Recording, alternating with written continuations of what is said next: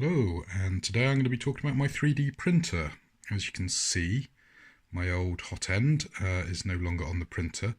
The big problem was it kept jamming just randomly, and it seems to be there was actually a problem with the unit itself. I believe the Bowden tube comes all the way down to the bottom here, and I think it was kind of leaking and coming back up into the cooling block. So did a little bit of research, and I've heard mixed reviews about micro Swiss, but I thought, well, I think that's going to be the solution to this issue, and it's basically just a drop-in part, and of course it's also important to get a replacement Bowden tube, so that's what I've done. Comes in parts. You've got your hot end itself, which is a nice little unit there, the little adapter here with the cooling block, couple of tools. Oh, I'm glad to say we've got a tool to tighten up the actual hot end itself, and a little cooling block. So you've got a couple of little tiny grub screws. I believe that's to, oh, let's make sure this is in place.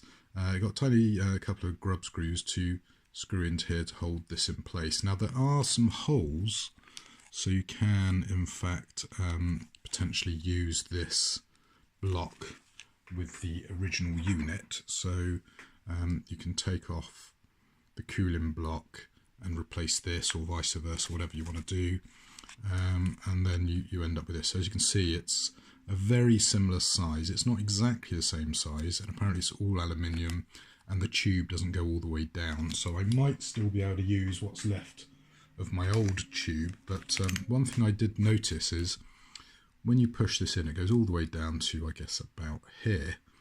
But the problem is this bit then doesn't unlock and actually damages the tube about here. So you're sort of losing this amount of the tube every time you try and fix it. So yeah, that's a bit of a frustration, which is why I got the replacement tube and hot end.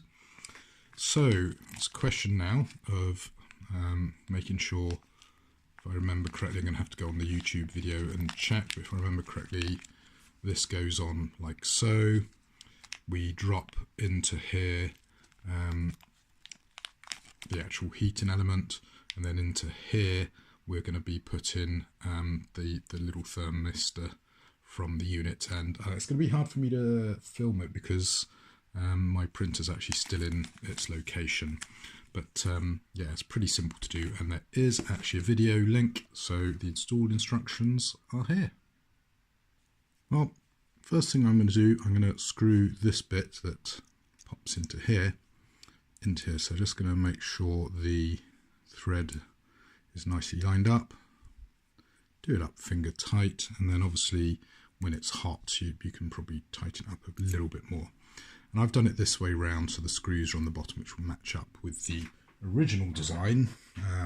So if I just put that back there, so as you can see the screws go on the bottom.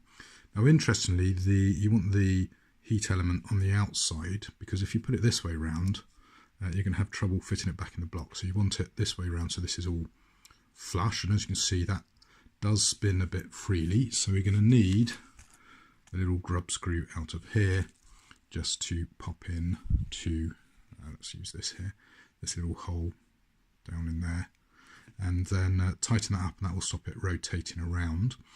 And then as you can see, it's pretty much the same size as the original, apart from obviously the tube at the top. So hopefully minimal bed adjustment, but potentially a bit of bed adjustment.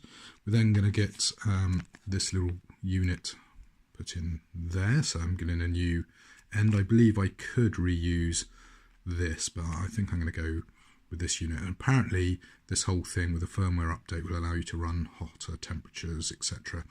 And as long as you don't go above, I think, 4mm retraction, you shouldn't have any jamming with this. But if you go above that, then you could have issues. Anyway, let's get this onto here, and also this tightened up.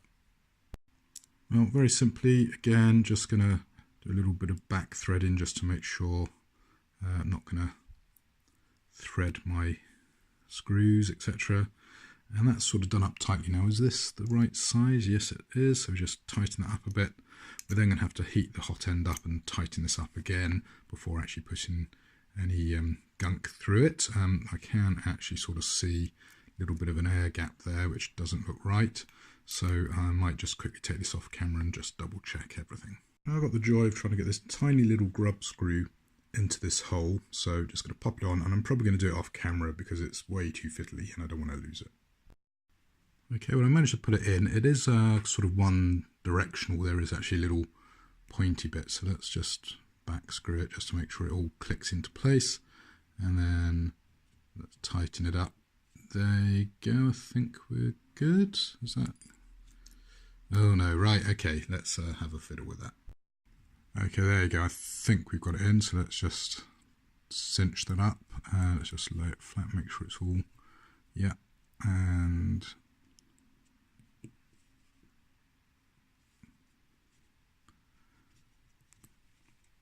yeah, there you go, that's better. Pleased to say you get two Bowden like lock-in bits, and also you do get actually two of these little grub screws. So I've now got to transfer this across to the unit, get it fixed in place, and then I believe we just pop this on here and we're good to go. So I might need to double check the fitting instructions for this, but obviously need to heat it up and tighten it up before we pop that on. So remember, the heater unit's going to go in here, the little thermistor is going to go in here, and you've got to tighten this up without overly tightening it because you don't want to damage the cable. And it's pretty easy to fit. You just pop in two screws here and you're good to reassemble everything. Now, in a lot of the videos I've seen, they talk about heating it up and unscrewing this and doing that and doing the other. Well, to be honest, if you're just replacing this whole thing, undo the two screws here, undo the little grub screw on the bottom here to slide out your heater unit, undo this, pop out your thermistor, and you're good to go. Now you will have to scrape off the wrapping, which is why I'm glad to say you've got this, and it does look like this probably fits on this heater block as well, so you can use this sock on the original hot end. So I'm probably going to need to just back off the screws here to slide in the heater unit and then tighten it up after the fact. So I'm going to need my little tool, my unit, a Phillips screwdriver that doesn't come with the kit, and then my Bowden tube, and as I say, heat it up, good to go. We are actually at the hot end attachment, so these two screws are what hold on your hot end, so the hot end is going to be hanging here, and then these two screws here are for actually attaching the fan shroud. So I've got just sort of out of focus at the back here. Let's see, can we switch the focus? There you go, so that is going to slide on there, and then this little thermistor here is going to pop in this hole. So let me get that sorted out. To watch out for, there are these teeny little washers on these screws that go through and attach. Just make sure you don't lose them, they have a nasty habit of coming off. Well, as you can see, I've managed to get the little heat detector screwed in, and I've tightened up these bits to just cinch down on the heating block. One thing you do need to watch out for is the kit doesn't actually come with your little torque wrench to get the screws that go through here attached, but I can't remember whether these came with my A-net or with my CR10, but yeah, you might want to have a load of these kicking around. Anyway, I've managed to lose the washer. Let me go pick it up. It's luckily fallen on the glass bed here. Now, when it comes to tighten up these screws here, you do need to try and make sure this is level with the bed. So that's going to be a bit fiddly, and I'm going to have my hand in the way, etc. So I'm going to do that off camera. Well, I've pretty much got everything back in place. Just need to line these two holes up here with the two holes on the fan shroud in. But what I'm going to do is going to heat this up and then tighten up the nozzle just to make sure everything's good to go. The problem in that this is all metal, so you might get rather hot fingers trying to use this tool to tighten up the nozzle, so you're going to have a solution for that. As you can see, I've got the sock on. The groove goes on this side, otherwise you won't actually get it on, so there you go.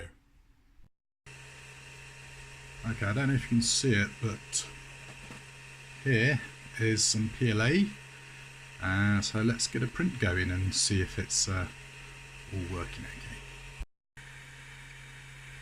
As you can see, everything's back together, and I'm just doing the test print. I had to abort the first run because the bed leveling was off, so stuff at the front of the bed was printing fine but not at the back. So done another round of bed leveling 2 or 3 times. Hopefully this time you will actually get a print, and just waiting for the bed and then the hot end to heat up, and away we go.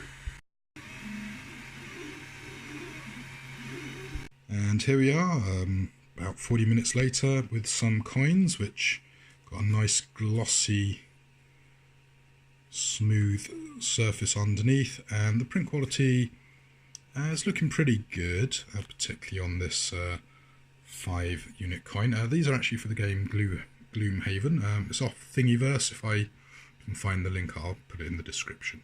So yeah, expect a little bit more news on the 3D printing now I've got it all back up and running again.